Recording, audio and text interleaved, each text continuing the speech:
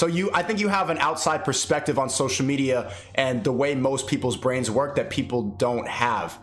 What perspective do you have on male nature because of working in the webcam business, and what perspective do you have on social media being on the outside as an influencer who just stepped into this recently? Well, I can answer the question. I can answer both questions simultaneously. Okay. I feel like the world, even as young as you are, you're 24? About to be 20, I'm 23, about to be 24. 23. Even as young as you are, you can barely remember a world where social media didn't exist. I'm a lot older than you. I'm 10 years older than you. Yeah. So I feel like the digitalization of all relationships, whether it be between your friends, between people who want to talk like me and you right now, between men and women, because it's become so overly digitalized, that's what's driving men into what we would call simping.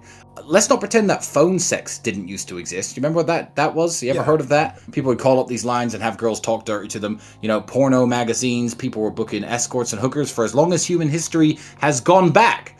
But the thing is, the digitalization of all relationships has made these young men who, you know, have never talked to a woman in real life outside of school, and even then, a lot of the chat gets done on Instagram and WhatsApp. When they want to meet some 10 out of 10 Russian girl who's perfect looking, they don't think, I better go to Moscow, put on a nice suit, go to the bar, buy a drink, talk to the girl, etc. They don't think that. They're like, oh, if I go on this website, I can see her, and it blurs the lines between what's real and what isn't.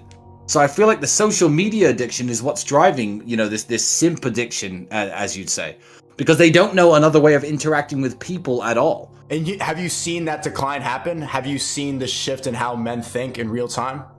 Absolutely. I've absolutely seen it, because when I first got involved in this industry, and I wasn't planning on talking about this, but I'm an open book. When I first got involved in this industry, a lot of the clients were, the unhappily married. This is now 10 years ago. The unhappily married guys, the guys in their, late 20s, had a bit of money, wasting their time on the internet to escape their unhappy relationship or, at their office. And up until I retired just a few years back, the audience was consistently getting younger and younger and younger. 18, 19, 20, 21. The core audience for this are the young men, because they're the ones who are lost. They're the ones who are now completely out of the sexual marketplace in terms of sexual market value. All they've got is the money from the job that they're working, and they don't know how to interact with people any other way than this. So, yeah, I saw it in real time. Do you think that it's something intentional from people at the top? Do you think intentionally people at the top are trying to make men weaker with social media, and they're trying to empower women to destroy the family from the inside out? Well, yes. Quick answer, yes. I believe that it was originally an unintended consequence of industries like this, making men weaker, making men more pathetic. But, the people at the top, they don't squeeze men by creating webcamming websites or by launching OnlyFans. That's all done by private entrepreneurs. But the laws that, restrict men in their marriages, their choices for after they get married, for divorce, their right to keep their home, the right to see their kids, those are the laws being passed by the people at the top that further drive men into this. So I don't think it's being done on purpose and like it's being designed to get men hooked on this to weaken the family. I think that the family's being weakened so much and a man's position of power is being compromised so much that it drives men further down this rabbit hole that was created by private business and private industry. You don't think that they're just trying to take away as much power as possible? You don't think that, like with the last 2 years of the pandy telling us to stay inside and manipulating female empathy so that we have to cover our face and get a jet, you don't think all of that was just all a plan to make us weaker and just to give us more control and to make us and stay inside more?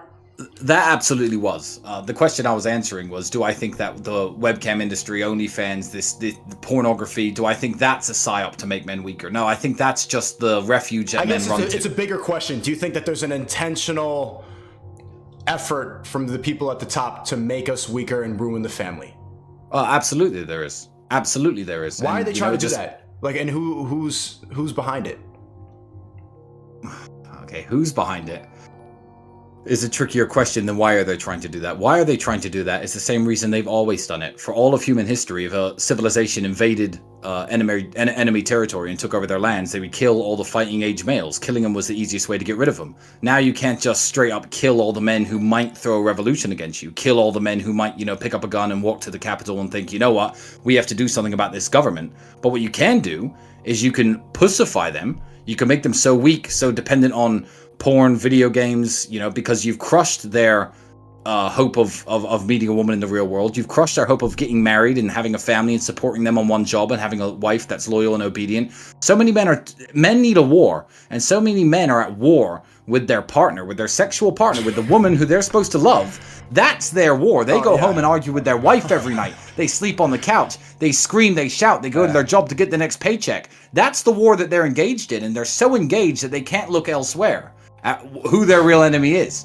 But this is no more than, I say, billionaires don't care about race, they don't care about color, they don't care about gender. If a female Chinese billionaire and a black African billionaire and a white American billionaire all walk into a room, they're all good, they're all cool, they speak money. This is just another way of dividing people on a lower level. So it goes beyond just man and wife and men and women, which is why the media, I think, is so spun so negatively against me and Andrew.